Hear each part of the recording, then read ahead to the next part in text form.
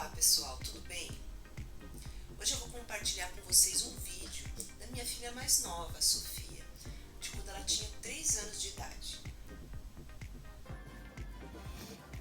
E essa roupa aí, era do neném ou era sua? Ela é minha. Mas você não usa mais? Não, Por quê? porque é uma criança bem grande. Ah, você é uma criança bem grande. Sim, e os colos dele sozinho. Nossa! E essa roupa é de neném? É, Ah, então aqui eu fiz coloca. você quer que eu coloque? Sim, é muito difícil. Mamãe, aonde você vai? Eu vou marcar como E por que você tá com esse sapatão aí? eu tô botar. Eu neném não ganhou. A Sofia adorava brincar de boneca, fingindo ser a mamãe e cuidando do seu filhinho.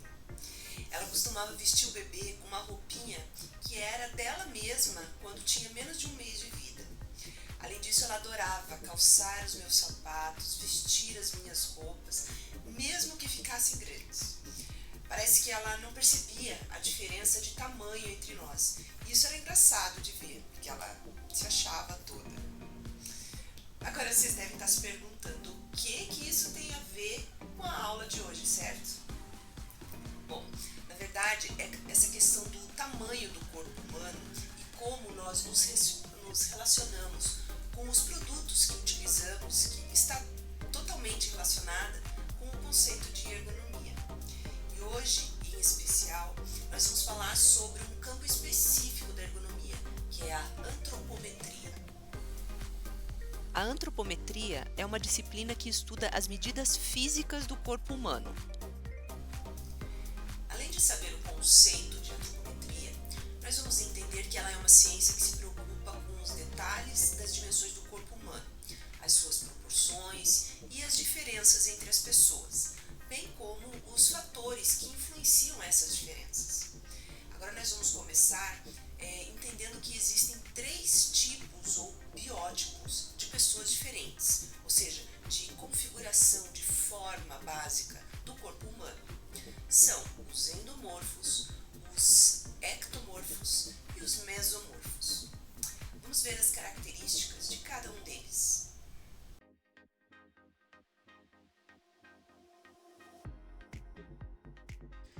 O primeiro tipo é o ectomorfo, que possui formas alongadas, com corpo e membros longos e finos e uma quantidade mínima de gordura e músculos. Os ombros são largos, mas caídos. O pescoço é fino e comprido. O rosto é magro, com queixo recuado e testa alta. O abdômen é estreito e fino.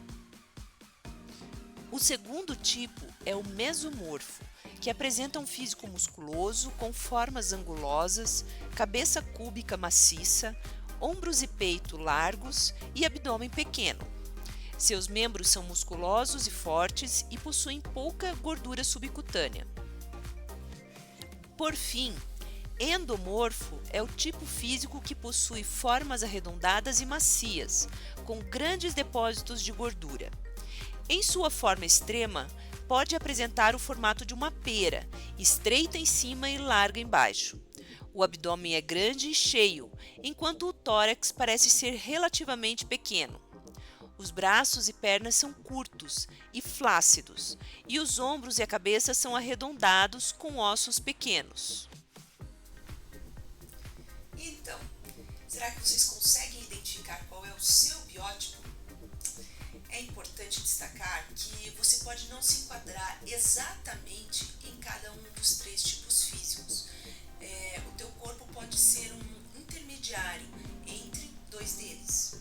Cada pessoa é única e a diversidade de biótipos é o que torna a antropometria uma área tão interessante e importante de estudo. Alguns fatores influenciam para que o corpo humano assuma determinadas características físicas e tenham, portanto, dimensões diferentes uns dos outros. Vamos ver inicialmente a influência por gênero, idade, obesidade e gravidez.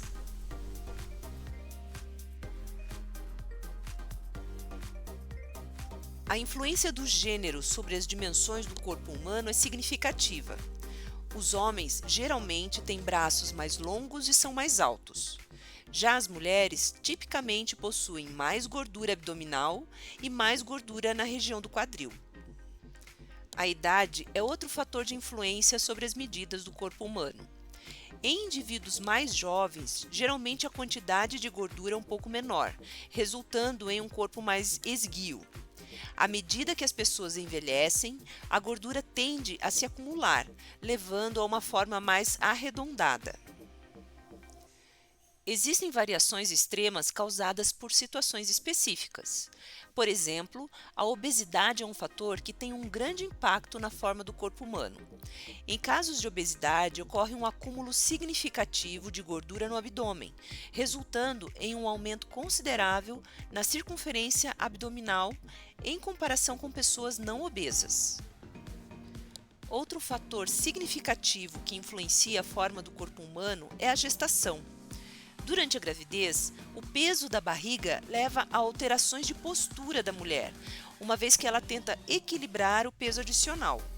Isso frequentemente resulta em inclinação dos ombros para trás, como uma tentativa de compensação. Eu me lembro de algumas situações que me marcaram durante a minha gravidez. Uma delas foi a dificuldade de fazer algumas atividades, como levantar alguns objetos que normalmente eu manuseava com facilidade. Na faculdade, por exemplo, os alunos frequentemente me ajudavam a carregar os equipamentos e os materiais até a sala de aula, já que essa tarefa se tornava mais desafiadora com o avanço da gestação. Outra questão foi a dificuldade em cortar as unhas dos pés devido à barriga. É interessante como um detalhe tão pequeno e íntimo pode se tornar uma dificuldade surpreendente. As pessoas não costumam falar muito sobre isso, mas após o 7º mês de gestação é praticamente impossível cortar as unhas dos pés devido à limitação de flexibilidade. Vamos analisar agora uma imagem que faz parte do livro do professor Itírio Iida, e essa imagem também ilustra de uma forma um pouco mais detalhada algumas dessas influências que a gente conversou ainda há pouco.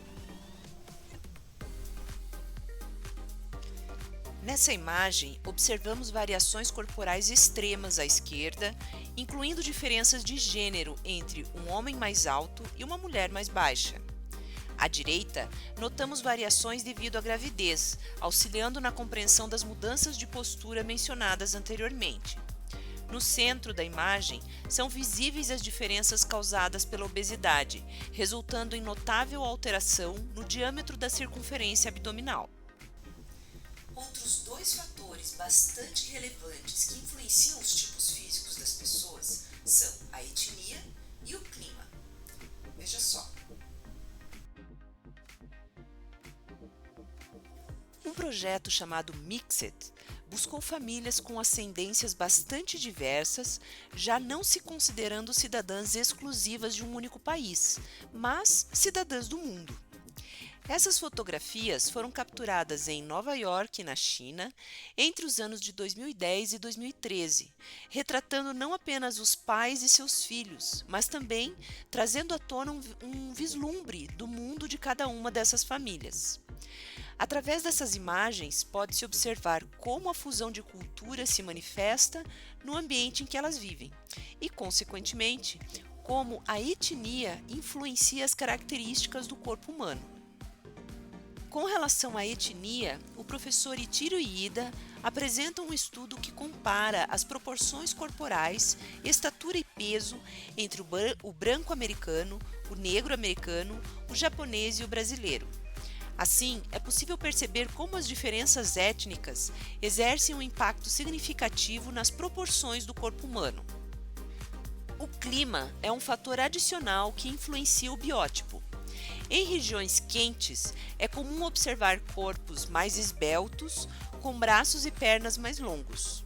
Em contraste, em áreas frias, os corpos tendem a ser mais arredondados e volumosos, devido ao acúmulo de gordura.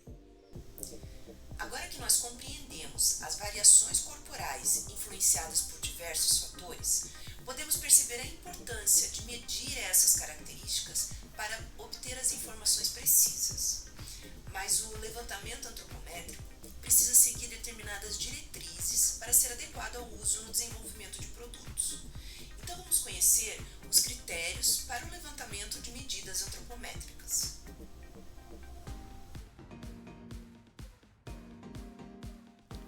Primeiramente, definir o objetivo do levantamento antropométrico é fundamental.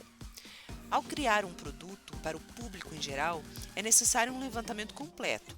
Por exemplo, ao projetar uma cadeira, é preciso medir partes do corpo, como a distância do quadril ao joelho e da parte de trás do joelho ao pé, para determinar o tamanho ideal do produto. Assim, é vital ter uma meta clara para a medição. A próxima etapa é estabelecer as medidas com a descrição dos pontos de medição. Isso garante consistência entre os indivíduos. Ao medir a distância do joelho ao pé para a cadeira, é crucial definir se a pessoa está em pé ou sentada, afetando os resultados. A escolha do método é o terceiro fator.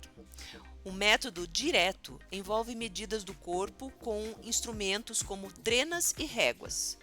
O método indireto captura imagens do corpo em frente a um fundo quadriculado ou captura o modelo digital por meio de um scanner. A amostra é o quarto ponto. Ela deve ser representativa do grupo. Por exemplo, ao projetar móveis para idosos, a amostra deve incluir idosos e obedecer a regras estatísticas. Por fim, ao medir, seguir um roteiro e padronizar os procedimentos é essencial. Ter duas pessoas, uma para medir e outra para anotar, reduz erros e garante precisão. Em resumo, a realização de medidas antropométricas deve atender aos seguintes critérios. Realização de medidas antropométricas. 1. Definição do objetivo do levantamento antropométrico. 2. Definição das medidas e dos dois pontos entre os quais elas serão tomadas. 3. Escolha do método direto ou indireto. 4. Seleção da amostra representativa dos usuários. 5. Cuidados com o roteiro e padronização. Agora que discutimos como conduzir as medidas, é importante também reconhecer as distintas classificações e áreas de estudo da antropometria. A antropometria pode ser estática, dinâmica e funcional. Vamos ver cada uma delas. Essa abordagem lida com as medidas do corpo em repouso ou com movimentos mínimos, sendo aplicada a produtos que demandam baixa mobilidade. Pode ser aplicada, por exemplo, em móveis como cadeiras e poltronas. A antropometria dinâmica abrange as medidas do alcance dos movimentos e é empregada em produtos que exigem essa capacidade. Pode ser aplicada em móveis planejados, como cozinhas, ao projetar o alcance para armários superiores, aberturas de portas e de gavetas. Por último, temos a antropometria funcional, que se dedica às medidas essenciais para a realização de tarefas específicas. Essa abordagem é empregada em produtos ou em estações de trabalho que demandam movimentos particulares. Um exemplo de aplicação da antropometria funcional são as estações de treinamento de musculação, que são projetadas para a realização de exercícios para grupos de músculos específicos. A utilização dos dados antropométricos não ocorre de forma aleatória ou baseada em critérios pessoais do ergonomista ou do indivíduo envolvido na medição. Existem diretrizes estabelecidas pela literatura para o uso adequado dos dados antropométricos. Então, são essas diretrizes que nós vamos abordar agora. No primeiro princípio, os produtos são dimensionados considerando a média da população. Essa abordagem é principalmente aplicada em produtos de uso coletivo, destinados a atender diversos usuários, como bancos de praça e assentos de ônibus. No segundo princípio, os projetos são dimensionados para um dos extremos da população. Em certas circunstâncias, projetos voltados para pessoas de estatura média não seriam satisfatórios, sendo necessário identificar a variável limitante. Por exemplo, uma porta de emergência deve ser projetada considerando a altura das pessoas mais altas. Por outro lado, o painel de controle de um elevador deve ser posicionado levando em conta o alcance das pessoas mais baixas. Catracas devem considerar o diâmetro abdominal de pessoas maiores. No terceiro princípio, os projetos são dimensionados para faixas da população. Este princípio abrange produtos fabricados em diferentes tamanhos, como roupas e calçados. No quarto princípio, os projetos são desenvolvidos com dimensões ajustáveis. Determinados produtos podem incorporar dimensões ajustáveis para melhor se adaptarem aos usuários individuais. Esses ajustes frequentemente se aplicam a variáveis específicas, essenciais para o desempenho, como é o caso dos ajustes de distância do volante em assentos de automóveis e de altura em cadeiras de escritório. No quinto princípio, os projetos são personalizados para o indivíduo. Em situações excepcionais, há produtos projetados exclusivamente para um único indivíduo, como aparelhos ortopédicos e roupas sob medida. A aplicação dos princípios na utilização de dados antropométricos é influenciada pelo custo de produção, que tende a aumentar a partir do terceiro princípio. Além dos princípios para a aplicação de dados antropométricos, é importante considerar que algumas situações exigem o uso de medidas máximas e mínimas das pessoas para o mesmo produto. Portanto, ao realizar um levantamento antropométrico de um grupo, a análise dos dados é conduzida por meio de estatísticas. Na área da estatística, é possível calcular não apenas a média, mas também os percentis. Por exemplo, os 5% mais baixos ou menores apresentam uma determinada média de medidas entre eles, enquanto os 5% mais altos ou maiores possuem a sua própria média de medidas no final da tabela. Isso significa que você terá a média geral, bem como a média dos 5% mais baixos e dos 5% mais altos. Esses extremos também podem ser utilizados para definir medidas em produtos. Existem produtos ou postos de trabalho que demandam a consideração da combinação de medidas máximas, provenientes dos 5% maiores, e medidas mínimas, que são provenientes dos 5% menores, para um mesmo produto ou posto de trabalho. Agora vamos observar um exemplo dessa situação. Considere um posto de trabalho para um grupo de costureiras. Ao observarmos a altura da mesa, ela deve ser dimensionada pela medida máxima, permitindo que as pernas das pessoas mais altas possam ser acomodadas confortavelmente abaixo dela. Para as pessoas mais baixas, um apoio para os pés poderia ser fornecido garantindo ergonomia. O suporte para os fios deve ser dimensionado conforme as medidas mínimas das pessoas mais baixas, o que também o tornará acessível para as pessoas mais altas. Isso ilustra a necessidade de contemplar medidas extremas ao projetar produtos ou ambientes de trabalho, assegurando conforto e adequação para todos. Agora que você conheceu um pouco sobre antropometria, você pode estar se perguntando se é sempre necessário medir os usuários ao desenvolver um produto. A resposta é não. É possível e recomendável utilizar tabelas antropométricas que estão disponíveis na literatura. Existem várias tabelas prontas que podem ser utilizadas. Algumas delas estão presentes no livro que consta nas referências desse vídeo.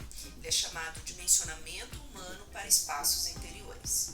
Esse livro oferece dimensões de partes do corpo humano para diversos percentis da população masculina e feminina, em diferentes faixas etárias. Ele também sugere medidas para diversas situações do cotidiano, tanto em ambientes de trabalho como em residências. Portanto, esse livro é uma referência importante para a nossa disciplina e será usado em várias situações. Quanto à precisão das medidas manuais, feitas com instrumentos como trenas, réguas, paquímetros, é importante lembrar que a precisão não é absoluta.